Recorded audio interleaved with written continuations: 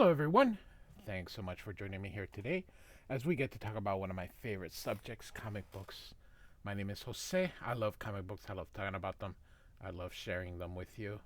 Follow me on social media if you would like. Links are in the description below. I've also posted a link to the Marvel fan site that have plot synopsis and character bios for this issue. So today we are going to look at a good one. The Uncanny X-Men 207 from 1986 with an iconic cover by John Romita Jr. and Dan Green, and probably I would say my favorite of the John Romita Jr. covers is Wolverine slashes the cover. We'll look at it one more time here. Beautiful. And Wolverine is integral to the story inside, as we'll see here in just a moment here. So this story is called Ghost. Now, before we get started with the story, I just have to say that this issue, although good, is a bit forced. And here's what I mean. I don't think Chris Claremont knew what to do with Rachel, and I think he just had to get her off the team. And I think this issue is exactly that. It's a way to write off Phoenix, and she will not show up after this issue, I believe it, until Excalibur. So she'll be gone for a while and will not return to the X-Men by the end of this issue. And as I reread it, I just said, this dude didn't know what to do with her. And, as we've gone through these prior issues where he's having her do certain things that are not very X-Men like, that is the conclusion. You may come up with a different conclusion, but I think the dude didn't know what to do with her, or perhaps he changed his mind halfway through and decided, I want to go in a different direction, and she just doesn't compute into this direction. So we're going to start out with a dream sequence. So we've got Wolverine hunting Rachel Summers. Here we have our credits here. John Romita Jr., Dan Green do the art, and Chris Claremont writes. Everyone is pretty much the same. Tom Arzikowski, Glynis Oliver, Anna Senti, and Jim Shooter round up the editorial here. Nice, as we have all this junk here. Very good splash page here.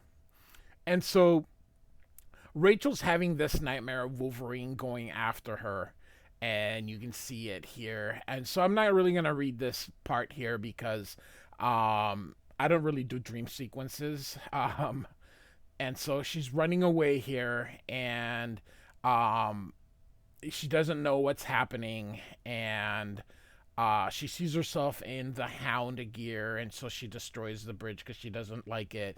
And if you guys remember, Rachel Summers came from the Days of Futures Past storyline, and she somehow ended up here in our main universe. And so she's in that type of environment here, and here's Wolverine finds her, and he's going to kill her. And so then she wakes up. So here we really start our story. And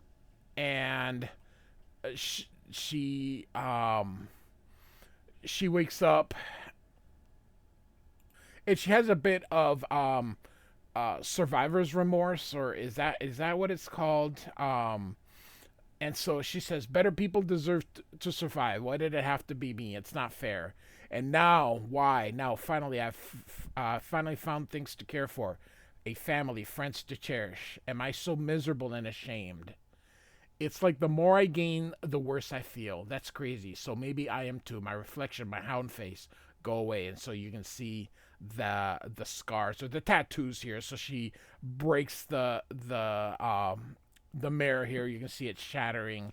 And she says, you're a creature That's dead. Not Rachel Summers, but the murdering animal the government turned her into. You no longer exist. I deny you. Go away," as she screams here. So Colossus come and Shadowcat come in, and she remembers now. But by the way, they're at the Morlock tunnels, so they're not at the mansion at the moment here, and so they're back from San Francisco, and so she's Colossus heard and Shadowcat.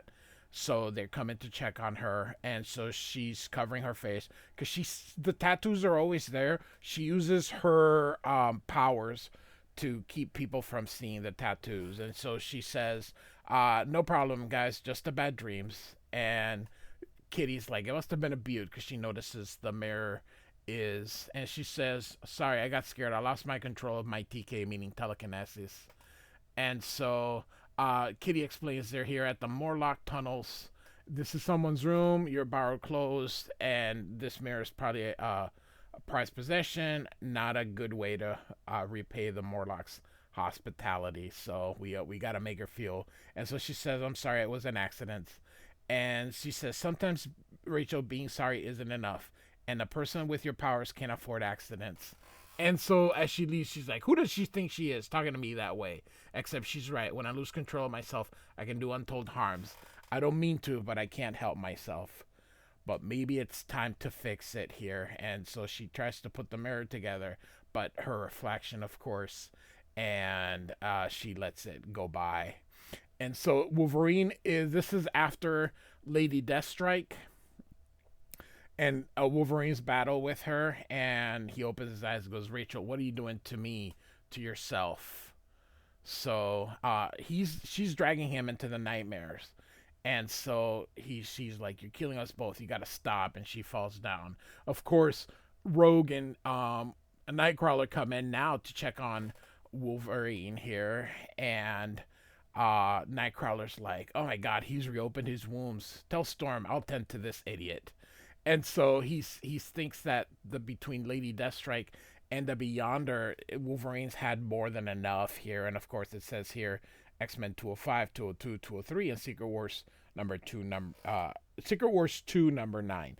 I never covered Secret Wars 2 as of this recording, so maybe someday, but was never really interested in it. So, and I never got it when I was little. So don't hold your breath for it, but I have covered every issue of the X-Men, and up to this point, starting with Giant Size X-Men number 1, which I covered as Classic X-Men number 1, because that's how I learned about the X-Men, and I'm now up to this issue, so I have a playlist, so check it out if you would like. So Rogue goes to get Storm, and she thinks here, Nightcrawler sounds really worried.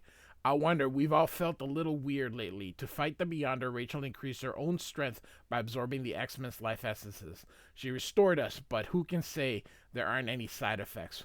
Wish we were home. Been in these tunnels too long.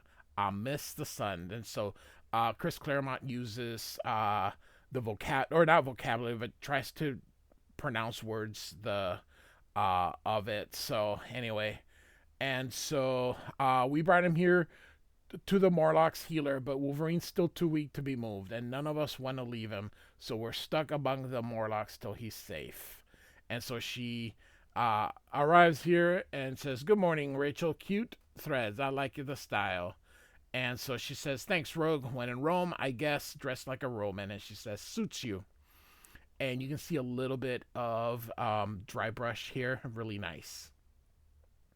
And so Rachel says, "How's Wolverine?" And Storm says, "He lives." And then with narration, Chris Claremont says, and without another word, Storm turns her back on Rachel.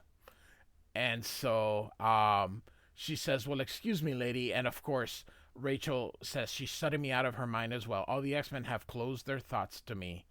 And which is funny because the first thing she tried to do is read their minds. And so Rogue says, "Are you really surprised, Sugar? After that stunt you pulled in San Francisco, when you used your life essence to fight the Beyonder, And so Rachel says, I believed I was right, Rogue.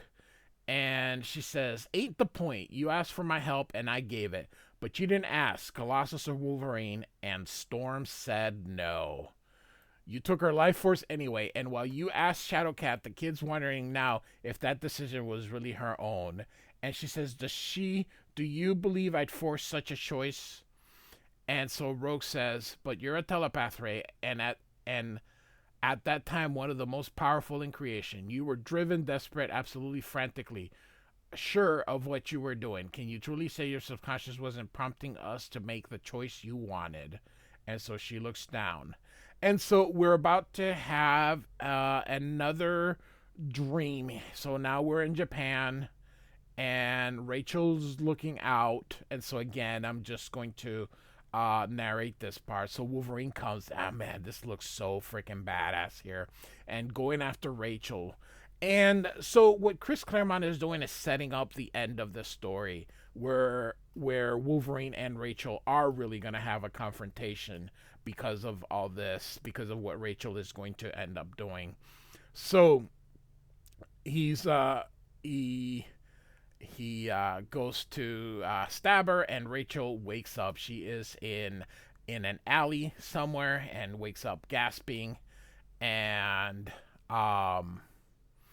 she's just feeling very alone, very down. And so she's walking and she thinks here, I wanted more than anything for the X Men to be my friends, to accept me as part of their family. I took their essences to save them. Why couldn't they see I was right? Why couldn't I have died in my own time with everyone I loved? For all my powers, the best I could manage here is to make a royal botch of everything, and I figured I was going to save the future single-handedly. Ha! Wake up, babyface reality. I tried to supercharge Wolverine's superpowers as I did before. That was in X-Men 202. But this time it didn't work. I only made things worse. Maybe that's what intensified our dream link. I'm useless, a total waste, a loser. So this issue, by the way, is really well drawn. I think John Romita Jr. had truly found his artistic chops, which is kind of a thing because he's gonna end up leaving X Men very shortly, and then he will show up in Daredevil. I don't know what he did between X Men and Daredevil though.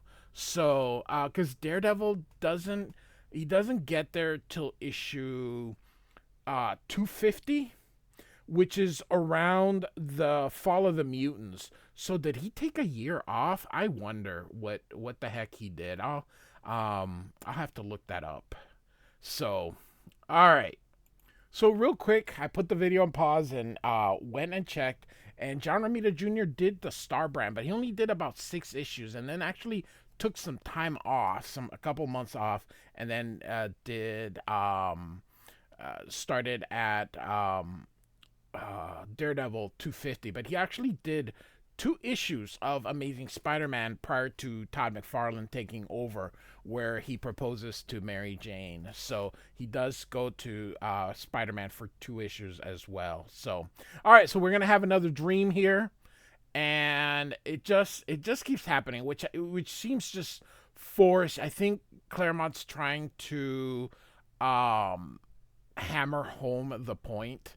And so here she's gonna take off her face, and the scars are gone, and she's pretty and she's innocent, but Wolverine doesn't care. She says, I'm different now, you see. And he goes, is that what you think? I love this. I love the dry brush here. It just isn't working. Wolverine keeps going after her. She uses her psychic powers to take him down. This is really well done, by the way. John Romita Jr. is doing an absolute banger in this issue. You can tell since issue 200, John Romita Jr. has really stepped up his game. So, and giving us tons of backgrounds as well. That is something sorely missed in today's comic books. And so she's now in the subway. She wakes up, and the cop's really nice to her, but she kind of runs away from him. And so she's in a familiar area in Soho, and so she says, "Block looks familiar. I have seen it before. Months ago, the night I met the X-Men, there was a loft here then a man's home, but it's ashes, and he's dead because of me." And so this is I'm just gonna quick cover this part. This is from X-Men 182 or 83, I believe. She met this guy, but Celine, the Black Queen now of the Hellfire Club, killed him here, and they had a fight. 184. I was close. And so she now decides it's past time I did something and even the score. So Rachel is keeps getting herself into trouble. And I think this is again Claremont just saying, I don't know this kid doesn't seem to fit the idea of where I want to take the X-Men next. I think he had the plan to bring Dazzler and Longshot. Longshot had already been created. I think he figured he would take Longshot and Dazzler. I think he had certain ideas, and I don't think Rachel Summers. Well, and then he ends up bringing Betsy Braddock too. So he uses Psylocke to um to replace. So he always has a telepath on the team. So after he gets rid of Rachel, he brings in Psylocke. So the only conclusion I can draw and see if you guys agree is that he didn't know what to do with her. So he goes to get rid of her. So Kitty calls, or somebody calls and yells that Wolverine is gone, and Rogue says shouldn't be hard to find. In this condition, he's lucky he can stand. And they said Ray's also split, and nobody noticed. And so Callisto's like, country's free, people come and go. So Rogue says, last time I spoke to Ray, she was pretty bummed out, and truth to tell, none of us were making things easier for her. And Storm says, this double disappearance may or may not be a coincidence, but Wolverine must take precedence. We can allow ourselves the luxury of worrying about Rachel after we have found him. And so the Morlocks offer help, and Storm takes it. So we're going to go to Frederick von Hohem, and this is his building. He lives in a penthouse, and Rachel is going to make him telepathically take her to Celine. So they go to the Hellfire Club. He puts him in bed and makes him fall asleep. And here comes the servant girl, and Rachel probably does the same thing to her. So she is going to go find Celine. And so eventually I love this Black, and just how serious she looks. She looks so serious, and you can't see a single thing. Amazingly done.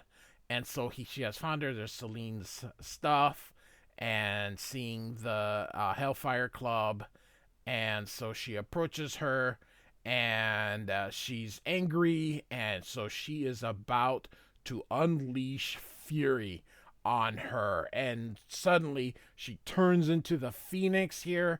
Beautifully done. I'm telling you, John Romita Jr. was absolutely masterful. Attacks her here, and even Selena's like, what the? She's like, I knew she possessed awesome potential, but I never dreamed it would be so quickly realized. She radiates such power, it's like battling a living star. But of course, she says, I'm not without my own resources. I can animate every object in this room. And of course, Rachel's like, big deal, and destroys them. And so she's like, I need time to recover, my strength to plan. The floor will hold her fast. And Rachel is not going to have any of it. And she is just going to whip on her. Now, the Krakoa X-Men probably would have killed her, because that's how the X-Men have evolved. However, the Chris Claremont era X-Men, the X-Men I grew up with, did not do this. So this is very out of character. I think Claremont is doing this on purpose again. And we'll see at the end here. So everybody's getting out of here except Wolverine. You can see Wolverine is going up. He's so hairy. You can see the hair coming up. And so Rachel finally has Selene. She says, "You lose, Selene. Your reign of darkness is over. Your countless victims at last about to be avenged." And Wolverine, very hurt, very calmly goes, "Rachel, stop, darling, before it's too late." And she screams his name. And Wolverine says, "I've come to take you home." She says, "No, you're not real. You're from my dreams, still chasing, always hunting. Here to kill me. Why, Logan? What have I done to fill you with such hate?" And he says, "Nothing. Yet." And so she goes, "A trick. She's playing with my mind. Or with yours to make you save her." And so Rachel continues, "But I'd know it if she did. She's helpless." And then Wolverine says, "Then show mercy." And Rachel says, "To her, never. Wolverine, no court, no human law can touch her. If I don't punish her, stop her, no one will." And she says, "Maybe so, but who appointed you judge, jury, and executioner?" And she says, "Bold talk, little man, from a natural killer." And Wolverine says, "That's right. That's something we have in common. We've both killed. Odds are we'll kill again. But Rachel, this is murder." And he's correct. This is nothing but trying to get even with someone by killing them. And so I still agreed with Rachel because I was, hey, it's natural. Selene is evil. But these are heroes, and the heroes don't kill. And so Wolverine continues, "Justify it, rationalize it, however you like. It's still wrong. It isn't worthy of you as Rachel or Phoenix, and as sure as blazes isn't worthy of an X-Man." And so she's got her here. You can see Selena struggling, and Rachel says, "I don't care." And Wolverine says, "You should be better. We call ourselves heroes, girls. We call ourselves heroes, girl," with a comma there. "That means we have to stand for something, no matter how hard or how much it hurts. We represent the dream." And Rachel says, "My dreams are a nightmare." And Wolverine, just calmly, "We have to play by the rules." And she goes, "Phoenix makes her own." And Wolverine says, "This is your last warning. I won't ask again. Come away, Rachel, please." And Rachel says, "And know that people will die because I did. I know enough ghosts. There are too many ghosts. I won't allow it anymore."